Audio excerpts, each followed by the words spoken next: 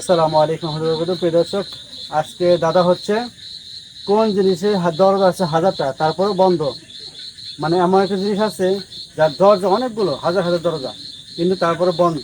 কি জিনিস সেটা হতে পারে? তো দর্শক, যদি আপনার জেনে থাকেন তাহলে অবশ্যই কর্মসূচি লিখে দেবেন, আর যদি না জানেন একটু অপেক্ষা করেন, আমাদের জানিয়ে দেবেন ইনশাল্লাহ। বলো কি, নাম হলো চেষ্টা করো, কি হতে পারে বলো। চালবো। চালুন না, চালুন হয়নি, চালুন না। বাবা, চালুন আমি আমাদের জানি। গ্রাম অঞ্চলে এটাই করে, বাবা, কি করে ফসলের করে, বলো আমি জানি। কি? মশারি। মশারি। মশারি। ইয়েস, মশারি।